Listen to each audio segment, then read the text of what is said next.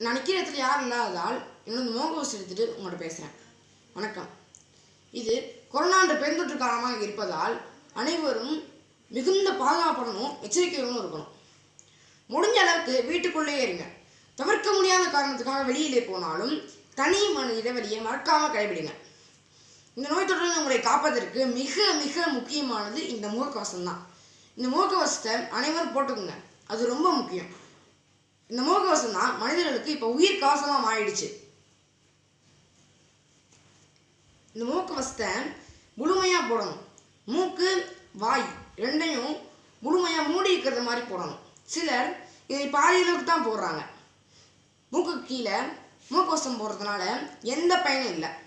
சிலர் ஹெல்மெட் வாங்கி பைக்கில் மாட்டிட்டு நிற்பாங்க, தலையில் மாட்ட மாட்டாங்க. அதே போல் மாஸ்கை தாடிக்கு போடக்கூடாது. முழுமையாக மூக்கு வாயை மூடணும். அதே போல் மருத்துவர்கள் இப்போ இன்னொரு விஷயம் சொல்கிறாங்க.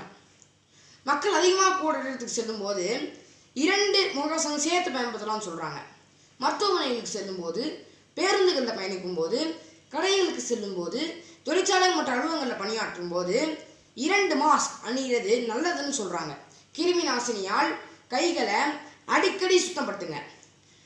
நல்லா முழுமையாக எடுத்து விரல் இடுக்கில் விரல்களை விட்டு முழுமையாக துடைக்கணும். இதுக்கும் மேலே இதை விட முக்கியமானது தடுப்பூசி. இதுவரை தடுப்பூசி போடாதவங்க உடனடியாக தடுப்பூசி போட்டுக்குங்க.